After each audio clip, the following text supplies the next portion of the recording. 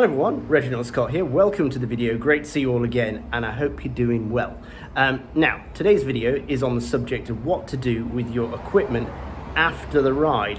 So we're not talking about the bike. What we're talking about is things like your helmet, your sunglasses, and your clothes, and also the most important piece of equipment, what to do with yourself after a ride. I'm not covering things like nutrition, because nutrition isn't really anything I'm an expert in, but I have been riding for long enough to know how to look after myself and my equipment after a ride. I'm going to show you today what I do after every ride to maintain my kit. And I do this for three reasons. Number one, because I want my kit to look fresh and smell good. Number two, because I want to look good and smell good, and particularly avoid any nasty infections, which some cyclists can get with poor standards of maintenance and hygiene. And three, to maintain the equipment for longer, because believe it or not, if you maintain these things, they last longer. I know a lot of cyclists that end up having to replace helmets and sunglasses and stuff prematurely, even shoes, because they don't maintain them. So we're going to look at that today. Right.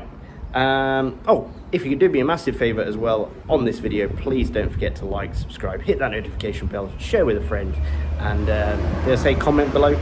Your comments are always welcome. If I do something today which you do better, do let everybody know about it.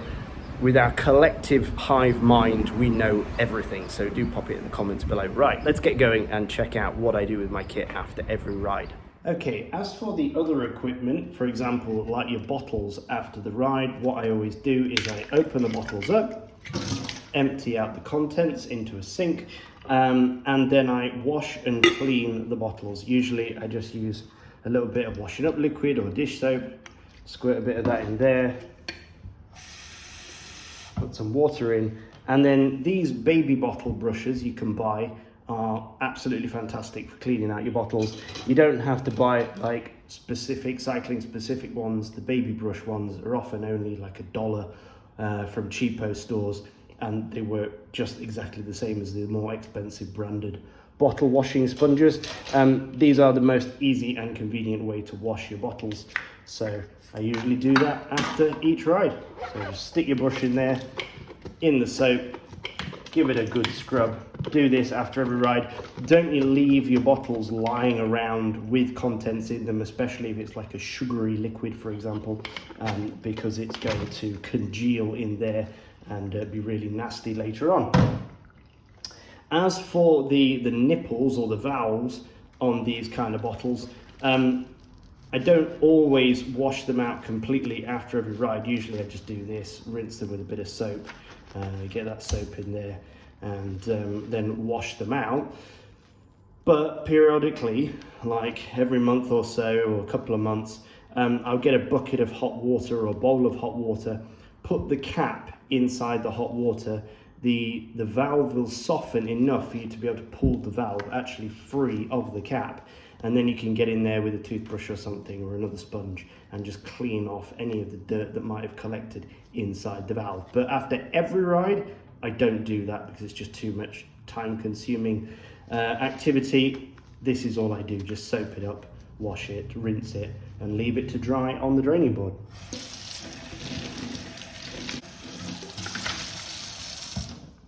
Yeah, when you're done rinsing the container off, don't forget to leave it upside down or at an angle on a draining surface so that the water can actually come out. If you leave them standing up, although through the process of evaporation, eventually all the water will leave, what you tend to find is it will leave sort of salty residue and stuff inside the bottom. And also, if you don't remember to dry it out properly, and then you end up putting the lid back on and putting it back in a cupboard or something and don't use it for a while, next time you open it, the bottle will absolutely stink, even if you did clean it really well. So yeah, leave it hanging in such a way as the water can drain out of the bottle and the thing can dry more easily. And don't put the bottles away closed, wet, whatever you do. Okay, so the next thing is my cycling glasses. Now, these glasses have got rubber ends on them. You've got rubber pieces here, and they've got rubber nose pieces here. And these are resting against our skin. And what that means is this is covered in acids from our skin and grease from our skin, and that acid and grease will break down the rubber over time. So if you want to maintain your cycling glasses, it's really simple. After every ride, I get some water from the tap and I just give them a quick rinse. I then have a mixture of 50-50 water and dish soap in here. Give a little squirt on the lenses. Work that in with my fingers, work it on the nose pieces in the middle, give it a quick rub off the sides. There we go. That's all nice and soaked up now. That's cut all the grease and all the acids off the glasses. And then I just give them a rinse.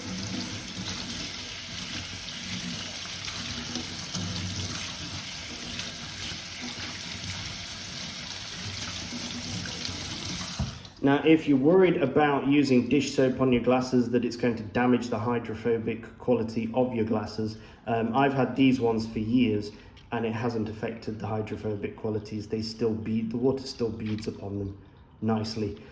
So I wouldn't worry about that. As you can see, the water just runs straight off them. So the dish soap hasn't affected the hydrophobic quality of the lenses at all.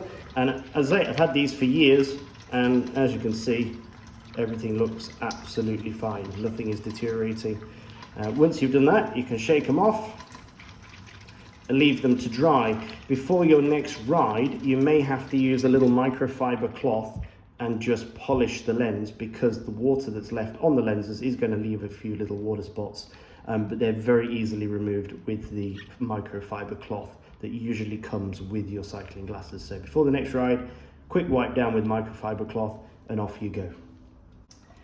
Next is our helmet. Now, I don't usually wash my helmet completely after every ride, but what I always do is remove the pads. And this one is great because I can remove the majority of the pads in one go. The way this BBB helmet is designed, the pad just comes out in a big spider like this. And basically it's the same process. Now what you'll tend to find with these pads is over time they start to separate and they break down again from the acids and the greases on our skin. But as you can see, this pad, again, I've had this helmet for years now. I can't even remember when I got this helmet. It must be coming on for 3 or 4 years old now. Look at the pad, it's absolutely fine. This is the original pad. Every time I ride, rinse the pad off, give it a quick squeeze, bit of 50-50 water dish soap, squirt it on there, give it a squeeze in my hands so it's nice and foamy. That's driving out any of that fats or sweat or grease or acid which your skin produces. I believe the medical term for it is sebum. Is that right? Is that the stuff that comes out your pores? Anyway, so there you go, all nice and soapy. And then rinse. And that will prevent that thing from getting sweaty and smelly and disgusting. There we are. You can leave that hanging somewhere to dry. I wouldn't recommend putting it like in direct sunlight. You can put it outside, but don't put it in direct sunlight because obviously the UV light is going to damage the material over time. So, you know, just leave it somewhere sensible to dry. And then the helmet, like I said, I don't usually do much with the helmet. As you can see, this helmet, even though I've been just riding, it looks pretty much clean. But every now and again, if it gets a bit dusty or a bit grimy, you can just give it a quick wash, exactly like you would everything else. So because it's just plastic and foam, you're not going to damage any of these straps by using a bit of soap and a bit of water. Again, I don't use hot water, just normal cold water, and wash the helmet down.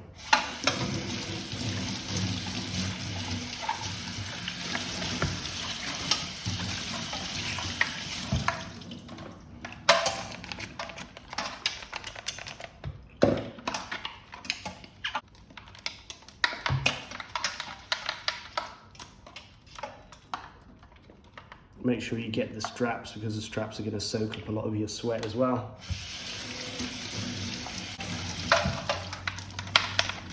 And there we go, all done. You can also leave this somewhere to dry. Again, don't leave it in direct sunlight. If you want to dry it outside, you can hang it, but just not in direct sunlight, because over time it's just going to deteriorate much faster than it would do from your hour or two of riding each day. So there you go. That is how I maintain the helmet. Really simple. So as for shoes, there isn't really much that I do with them, to be honest with you, after each ride, because I ride on the road in mostly good conditions. As long as the shoes aren't particularly muddy or dirty, you don't need to do all that much. If they do get muddy, what I do is I use a damp cloth, like a flannel or something, and just wipe the shoe down, and then periodically I will wash them in cold water and soap, just normal dish soap or washing up liquid, and I'll use a toothbrush to go around all the cleat areas and everything, just to make sure that there's no dirt plugging up any of the vents or any of the cleats. I also tend to select shoes with good ventilation, so things like this R1 here and this R2, which have got really good ventilation on them, so they don't get too sweaty during the ride. If your shoes do get sweaty, you can obviously use some kind of odor eaters on them, or leave them outside to air out, so hang them up basically on a washing line. What I tend to use is a piece of wire, like a hook, and I just hook them on the washing line, nose down, open all the straps on the shoe as well when you hang them, and just leave them to air dry. Again, if they get really sweaty and smelly, or you're a triathlete for example and you get lots of seawater in them and things, do wash them out with cold clean water and a little bit of dish soap, and then, as I say, leave them to hang and air dry. You could also use like a hairdryer or something to dry out your shoes faster if you're in winter conditions and you need those shoes dry faster. I have done that myself. I've also packed my shoes with newspaper as well to dry them out a little bit quicker.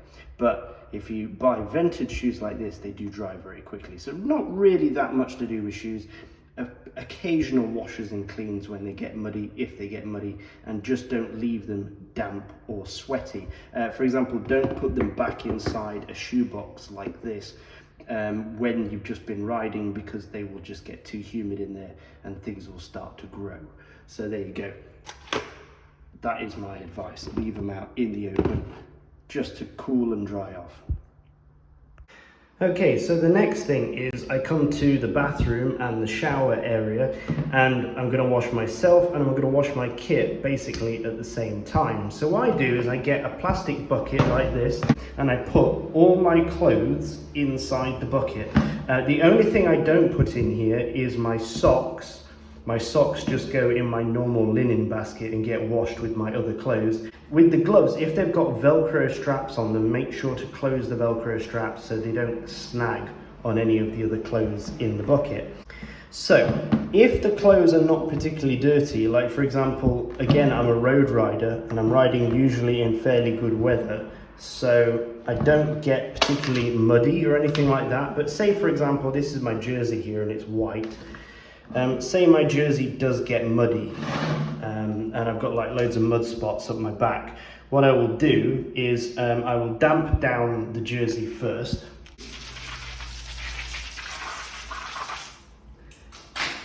And then I'll get some clothing soap like this in a container.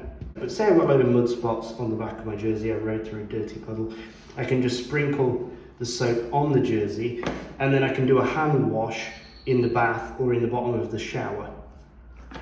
So I would do that now.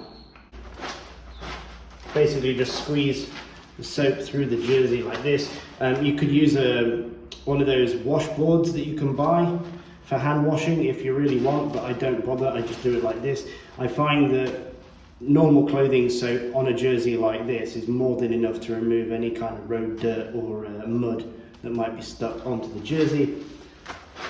Once you feel confident that you've got all the stains out and that it's nice and soapy, you don't need to rinse it at this stage. You can just chuck it back in the bucket with all the rest of your clothes, because the soap is not going to hurt everything else. So like I say, if you notice something's particularly dirty, you can target it directly before putting it in the bucket. What I usually do is stick the pad on the top of the bucket like this above all the other clothes, and then it's ready for the next stage. Okay, after I've done that, I take my Dettol, which is a disinfectant that kills bacteria and funguses and things like that, and I dispense a cap worth of Dettol into my bucket directly onto my bib. Now, the reason why my Dettol is stored in a Listerine bottle is because here in Asia we don't have many child-friendly caps like you do in Europe, but Listerine bottles come from Europe, and I think that's why they have this child-friendly cap on that prevents people from opening it that shouldn't. So what I do is I save my Listerine bottles to put in other chemicals that I don't want my daughter drinking, because she is only 2, so I don't want chemicals lying around the house. Because I say in Asia they don't have child-safe bottles. Even bleach, you can buy like 5 litres of bleach and it just comes with a normal screw cap. So I worry about that kind of stuff. So I repurpose my Dettol bottles, my Listerine bottles, to contain Dettol. Obviously, if you're in other places in the world, you don't have to worry about that. Now, Dettol, antibacterial.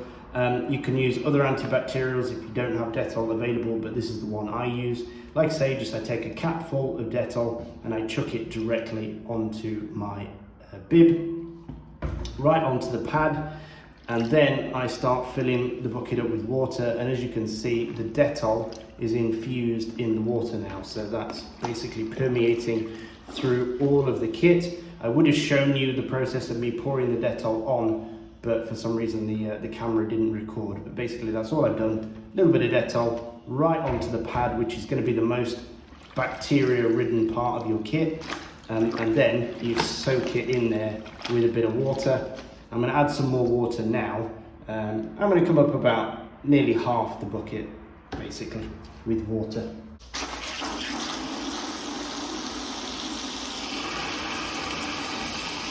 Right, once you've got plenty of water in there and everything's nicely soaking, just squeeze it through with your hands.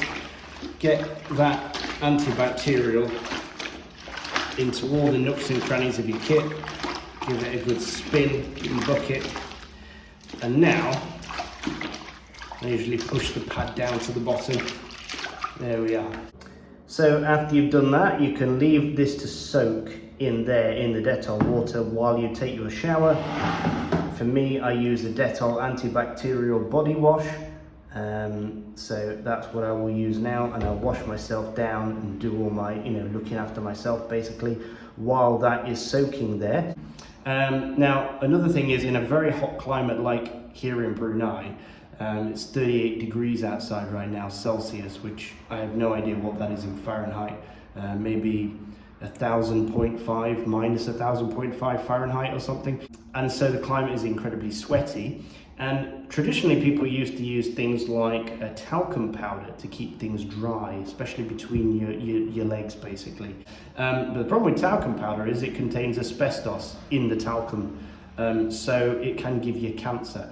So what I use instead of talcum powder is a green talcum powder alternative, which I read about online. There's a lot of different things you can use as a substitute, but the one that I found that works well for me and doesn't have any weird side effects is cornstarch. So I actually, in this hot climate, to prevent myself from getting sweaty in my nether regions, I use cornstarch. Sounds silly, but it works really well. And it is just starch basically, so it doesn't have any negative effects on my skin, and it's natural. It's made out of a natural ingredient, and there's nothing in here but corn. So yeah, that works great, and it washes off easily. It doesn't stain your kit or anything, and it keeps you drier for longer, even when you're cycling. So I'd recommend patting some of this on yourself. If you do live in a very hot, sweaty climate like here in Southeast Asia, it works absolutely great. Okay, so after you've finished your shower and you're nice and clean and you've changed your clothes, should take about 5-10 minutes to do that, you can dump out the water in your bucket and begin rinsing your clothes. I wouldn't recommend you leave your clothes in this bucket like this for a long period of time. I've never had any issues with Dettol damaging my cycling clothes, but I don't leave it on the clothes for more than 10 to 15 minutes while I'm taking my shower. So I would suggest you don't leave any chemicals that you're using, like antibacterials, on the clothes for too long, because I don't know what that will do to the fibers of the material. But I've been using Dettol on my clothes for years now, and I haven't noticed any deterioration in my pads or in my jerseys. So we're going to empty this out now and give everything a rinse. Give it one last squeeze.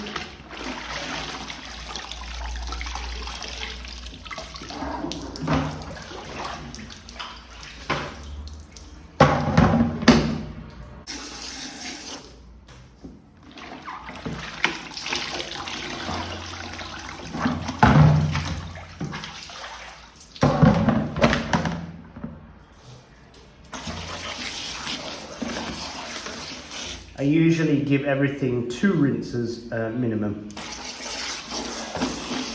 just to make sure that all the dirt and all the Dettol and all the soap is rinsed out.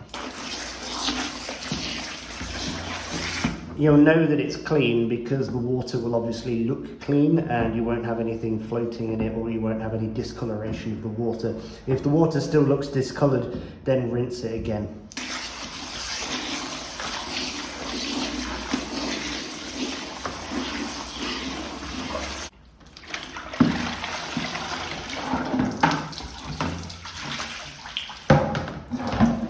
Right, now we can hang everything up and leave it to dry.